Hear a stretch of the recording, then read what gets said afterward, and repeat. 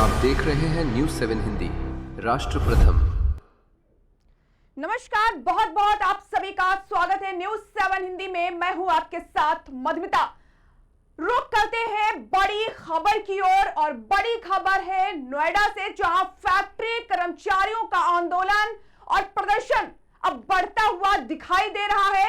उत्तर प्रदेश के नोएडा में वेतन वृद्धि की मांग को लेकर शुरू हुआ प्रदर्शन अब हरियाणा के फरीदाबाद तक पहुंच गया है। नोएडा और फिर ग्रेटर नोएडा पहुंचा और अब इसका असर गाजियाबाद, बुलंदशहर और हापुड़ तक भी पहुंच गया है। आज बड़ी संख्या में बुलंदशहर और गाजियाबाद में श्रमिकों ने प्रदर्शन किया और सड़कों को जाम कर दिया। गाजियाबाद में स्थिति इतनी खराब हो गई है कि नोएडा और गाजियाबाद बॉर्डर पर कई किलोमीटर लंबा जाम लगा हुआ है। वेतन वृद्धि की मांग को लेकर प्रदर्शन कर रहे हैं कर्मचारी आज हिंसक हो गए हैं। यहां आगजनी हुई और गाड़ियों में ताबड़तोड़ की गई, जिससे भीड़ हिंसा पर आमाद नजर आई। हालात को काबू करने के लिए पुलिस को आंसू गैस के गोले भी छोड़ने पड़े। इस प्रदर्शन के कारण सेक्टर 62 में NH9 पर कई किलोमीटर लंबा भीषण जाम लगाया गया, जिसे ऑफिस जाने वाले लोग घंटों तक सड़कों पर फंसे रहे और वाहनों की आवाजाही लगभग रुक गई। आपको वीडियो दिखाते हैं, ये लाइव वीडियो आपको दिखाते हैं जहां पर ये प्रदर्शन हो रहा है। वीडियो में आप देख सकते हैं कि किस तरह से लोग सड़क पर प्रदर्शन कर रहे हैं और ये प्रदर्शन अब बेहद ही उग्र हो गया है। आप तस्वीरों में देखिए कि जो गाड़ियां हैं उनको आग के हवाले कर दिया गया है, पत्थरबाजी हो रही है, लेकिन पुलिस प्रशासन भी वहां पर मौजूद है और इस उग्र भीड़ को रोकने की कोशिश कर रही है। आंसू गैस छोड़े जा रहे हैं। इस खबर पर चर्चा करने के लिए आज हमारे साथ दो मेहमान मौजूद हैं। बीजेपी प्रवक्ता कृष्णकांत अवस्थी जी और दूसरे हमारे मेहमान हैं सपा प्रवक्ता चंचल यादव जी। आप दोनों लोगों का बहुत बहुत स्वागत है। कृष्णकांत जी, आपको आवाज आ रही है? चंचल जी, आपको? जी आवाज आ रही मैडम, बताइए। ओके, कृष्णकांत जी, जो ये आज प्रदर्शन हो रहा है, क्या लगता है कि ये प्रदर्शन आखिर क्यों इतना बढ़ गया और कब से ये आंदोलन जारी है और क्या इस पे सरकार का रवैया देखने को मिल रहा है? क्या इस पर आप कहना चाहेंगे? नमस्कार मैडम, आवाज आ रही है? जी। कोई व्यक्ति अगर काम कर रहा है, अगर वहां के जो भी उनका अपने जो कंपनी है या जहां भी वो लोग काम कर रहे हैं, प्राइवेट कंपनियां हैं, तो जो भी वेतन से संबंधित या उनको ओवर टाइम से संबंधित जो भी दिक्कतें थी, आज माननीय योगी जी ने उस पर फैसला ले लिया है। जी। माननीय मुख्यमंत्री जी सभी के लिए काम करते हैं और इतना बड़ा आंदोलन अगर किया है तो कुछ ना कुछ जरूर उनको दिक्कतें रही होंगी। तो माननीय योगी जी ने बहुत सारे डिसीजन ले लिए हैं। जी। वो गौतम बुद्ध नगर में काम करने वाले श्रमिकों के लिए 2 गुना ओवर टाइम भुगतान कर दिया है। समय पर सैलरी और बोनस सीधे बैंक खाते में जमा करने की बात कह दी है।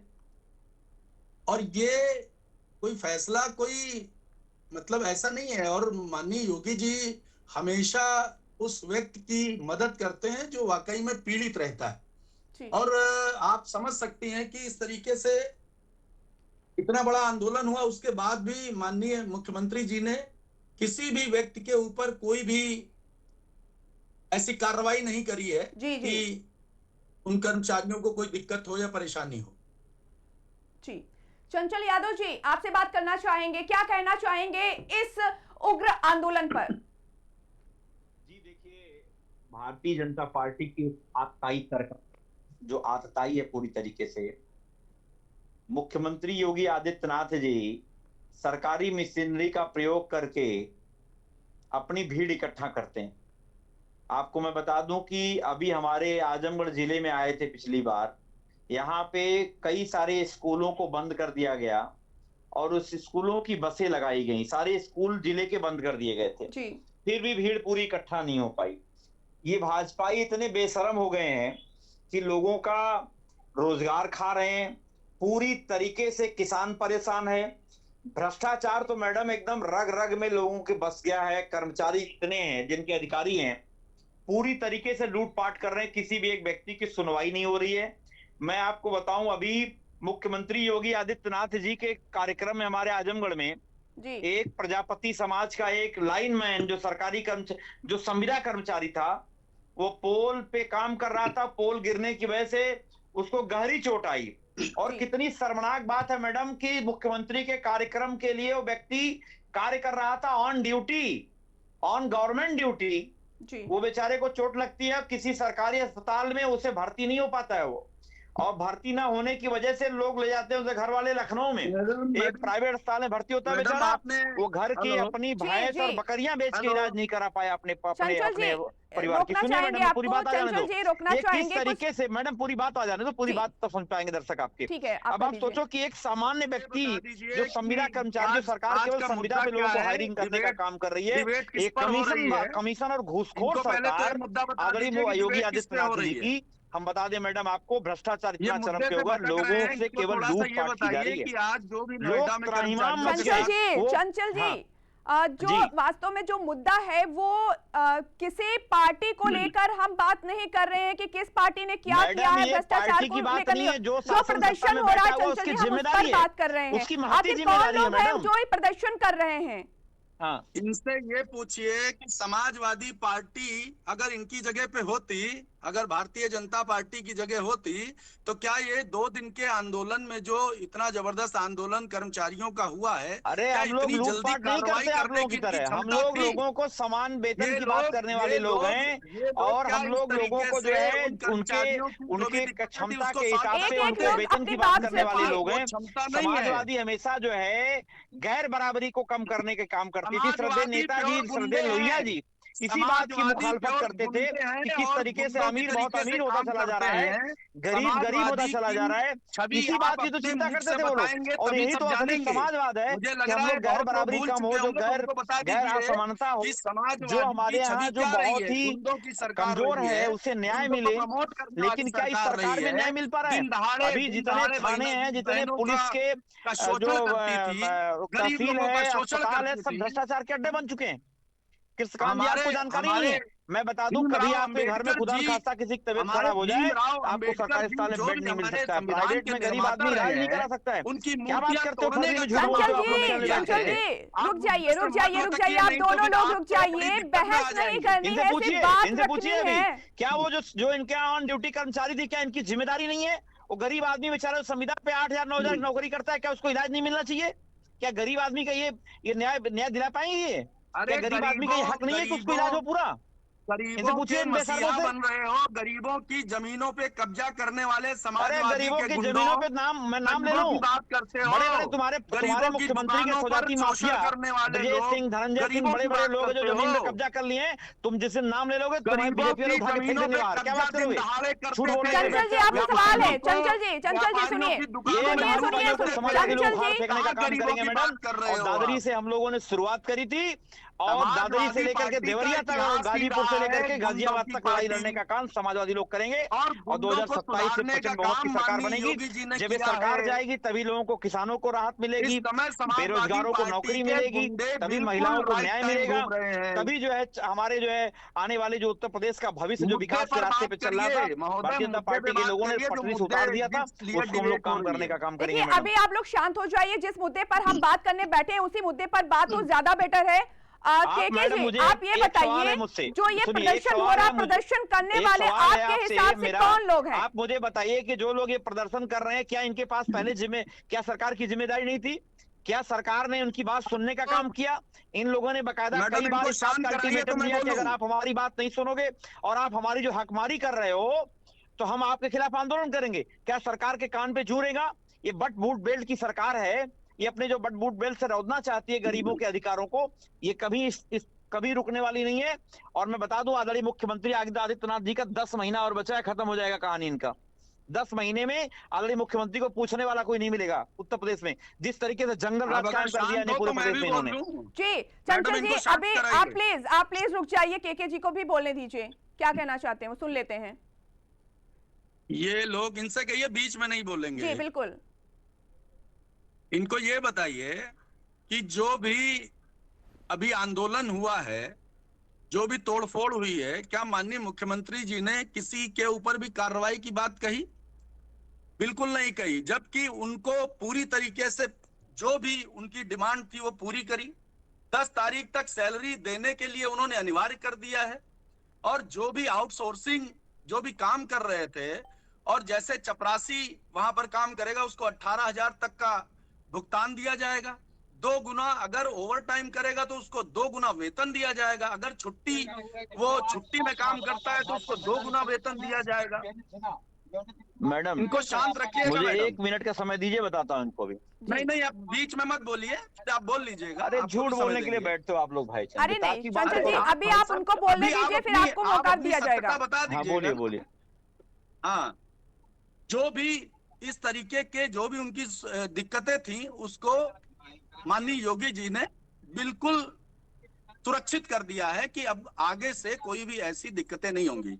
जी। और दूसरी बात, जो ये गरीबों की बात कर रहे हैं, अभी इन्होंने बोला कि उसके साथ जो पोल पे चढ़ा था वो गिर गया। मुझे लग रहा है आपको जानकारी नहीं है।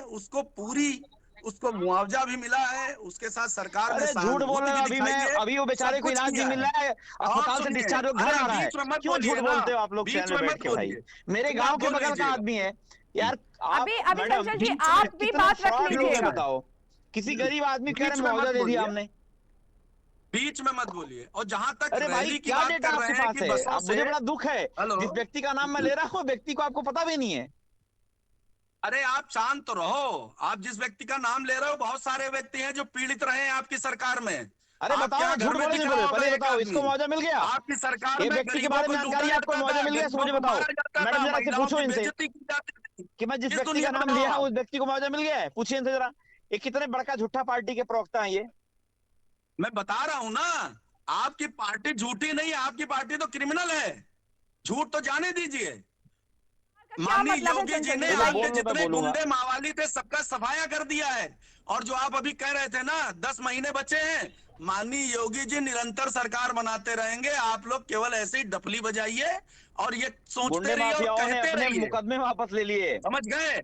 माफियाओं की सरकार आप लोगों की रही है। शरीफ आदमी का जीना मुहाल कर दिया था आप लोगों ने।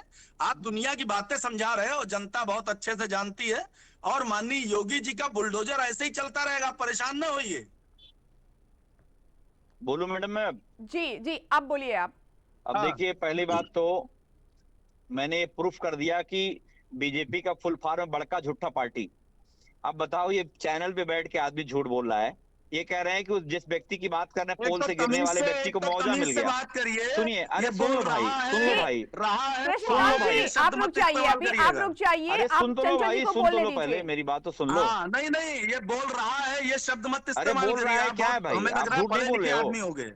अभी आप कृष्णकांत जी, आपको- आप शांत हो सुनिए जाइए, ना। उनको भी ये मौका देते हैं। पर्सनल स्टेटमेंट मत दीजिएगा कोई भी। अरे हमको धमकाने का काम मत करो। समाजवादी लोग डरते नहीं है, जी समझ गए चंचल बात? जी, मेरी आप बात अपनी सुनो। बात नहीं, रखिए, नहीं, अपनी अरे बात समाजवादी लोग रखिए, डरते आप नहीं है, बहस समझ मत गए ना? करिए, भैया, आप अपनी भैया, बात शांत करो, रखिए। शांत रहो, पहले सुनो मेरी बात। और मैं बताऊं, सुनिए समाजवादी मैडम। डरते नहीं है। समाजवादी का गुंडों को मिट्टी में मिला दिया है। किस दुनिया में अरे रहते हो? मिट्टी में कृष्णकांत तुम जी, क्या मिलाओगे? कृष्ण अपनी औकात देखो, तुम मिट्टी में क्या मिलाओगे? शांत रहो, तुम्हारे जैसे नंगे भाजपाइयों को मैं जानता हूँ। शांत रहो मैडम, इनको शांत कराइए। बस सुनिए, ज्यादा ना बोलो, ज्यादा ना बोलो। अरे ज्यादा बताइए। ना बोलो, तुम्हारी कोई सुनो, हमें धमकाने का काम मत करो। समाजवादियों से पंगा नहीं पड़ा अरे है। धमका नहीं रहे हैं आपको, आपको हाँ हम समझ गए सही मेरी बात सलाह को? दे रहे मैडम हैं, इनको शांत धमका कराओ, नहीं इनको रहे हैं। शांत कराओ, इनको शांत कराओ।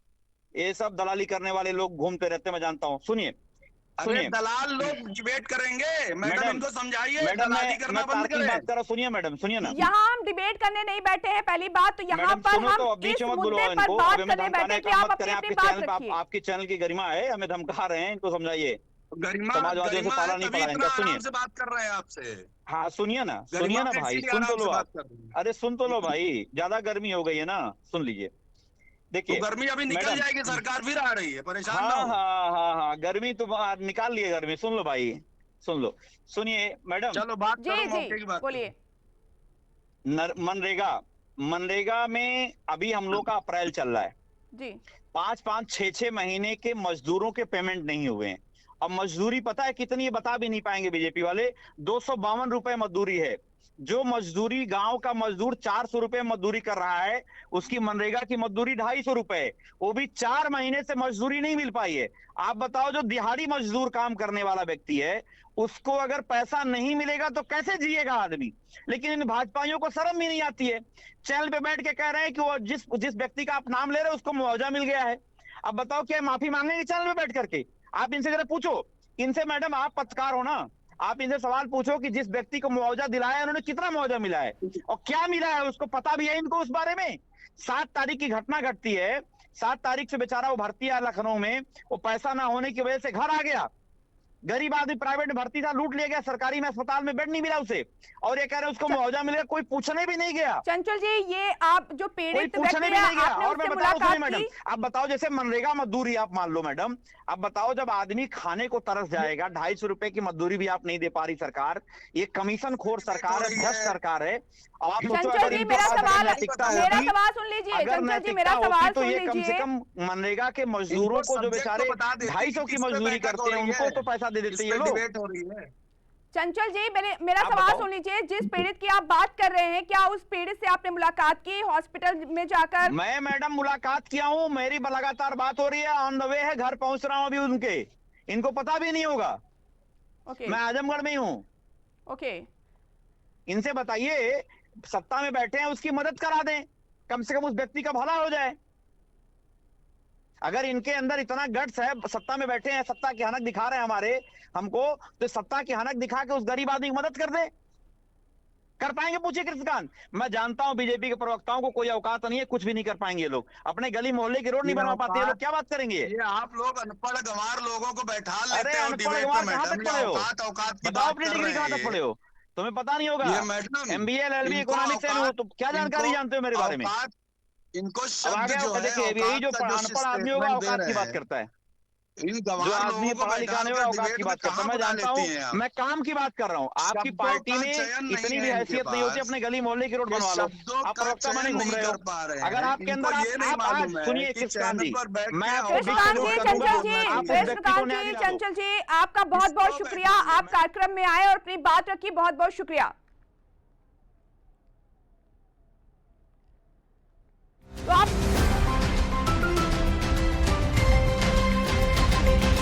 आप देख रहे हैं न्यूज़ 7 हिंदी, राष्ट्र प्रथम।